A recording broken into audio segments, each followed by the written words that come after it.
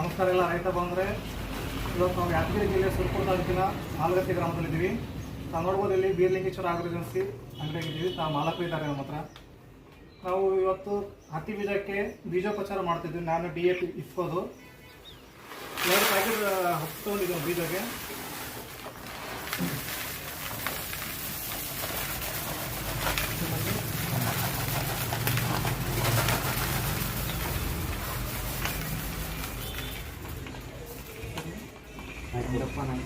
ಇವತ್ತು ಚಂದಪ್ಪ ನಾಯ್ಕೊಡೆ ಅನ್ನೋರು ಹತ್ತಿ ಬೀಜಕ್ಕೆ ಬೀಜೋಪಚಾರ ಮಾಡ್ತಿದ್ದು 2 ಪ್ಯಾಕೆಟ್ ಬೀಜ ತೊಗೊಂಡಿದ್ದು ನಾವು ಹತ್ತಿ ಬೀಜ.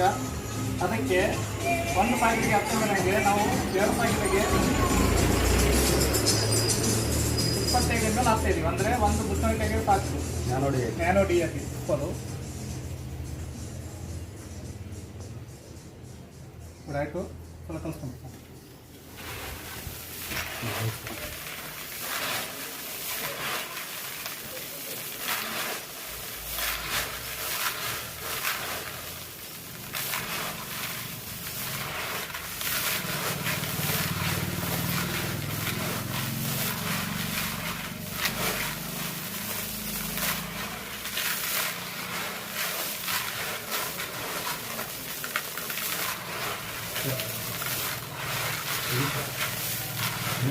ಬೇಗ ಒಂದು ಬೀಜ ಅಂತ ಹೇಳಿ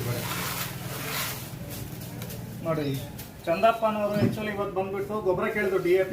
ಇಲ್ಲಿ ಗೊಬ್ಬರ ಸ್ಟಾಕ್ ಇಲ್ಲಾರ್ದಕ್ಕೆ ನಾವು ಹತ್ತಿ ಬೀಜಕ್ಕೆ ನ್ಯಾನೋ DAP ಬೀಜೋಪಚಾರ ಮಾಡಿಸಿದ್ವಿ. ಯಾಕಪ್ಪ ಅಂದರೆ ನಮಗೆ ಭೂಮಿಯಿಂದಲೇ ಬೀಜದಿಂದ ಪೋಷಕಾಂಶ DAP ಸಿಗಲಿ ಅಂತ ಹೇಳಿದ್ರೆ ನಾವು ಇವತ್ತು ಬೀಜೋಪಚಾರ ಮಾಡಿದ್ದು. ಇನ್ನೊಂದೇನಪ್ಪ ಅಂದರೆ ದಯವಿಟ್ಟು ಇದು ಯಾವುದೇ ಥರದ ಬಿಸಿಲಾಗಿ ಒಣಗಿಸ್ಬೇಡಿ. ಇಷ್ಟಾದರೆ ಸಾಕಿದು ಒಂದು 20 ನಿಮಿಷ ನೆರಳಲ್ಲಿ ಒಣಗಿಸಿದ್ರೆ ಸಾಕು. ನಾವು ನಾಳೆ ಬಿತ್ತಲಿಕ್ಕೆ ಇವತ್ತು ಇವರು ನಾಳೆ ಬಿತ್ತಾ ಇದ್ದಾರೆ ರೈತರು. ಹಾಗಾಗಿ ಇವತ್ತೇ ಮಾಡಿಸಿದ್ದೆ ನಾನು. ಇವತ್ತು ಒಂದಿನ ಮುಂಚೆ ಮಾಡಿದ್ರೆ ಏನು ತೊಂದರೆ ಇಲ್ಲ. ಹಾಗಾಗಿ ಇವತ್ತು ಮಾಡಿಸಿ ನಾಳೆ ಬಿತ್ತಾರೆ ಚಾಲು ಮಾಡ್ತಾರೆ ಇವರು. ಎಲ್ಲ ರೈತರಿಗೆ ಕೇಳ್ಕೊತೇನಪ್ಪ ಅಂದರೆ ಗೊಬ್ಬರ ಕಡಿಮೆ ಇದೆ, ಪ್ರೊಡಕ್ಷನ್ ಕಡಿಮೆ ಇದೆ. ಹಾಗಾಗಿ ಇದು ಬಂದಿರೋದು ಇನ್ಸಾಲಾಗೇನೆ. ಇದು ಯಾವುದೋ ಪ್ರೈವೇಟ್ ಅಲ್ಲ, ಸಹಕಾರ ಸಂಸ್ಥೆ ಇಸ್ಕೋ ಕಂಪ್ನಿದು. ತಾವೆಲ್ಲರೂ ಬೀಜೋಪಚಾರ ಮಾಡಿ. ಈಗೇನು ನೀವು ಗೊಬ್ಬರ ಬಿತ್ತಾರೆ ಬೀಜ ಕೂಡ ಆ ಗೊಬ್ಬರ ಬಿತ್ತೋದು ಬೇಕಾಗಲ್ಲ.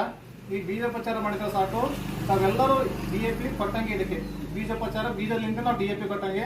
ಹಾಗಾಗಿ ಎಲ್ಲ ರೈತರು ಇದನ್ನು ಉಪಯೋಗ ಮಾಡಿ. ನಮಸ್ಕಾರ.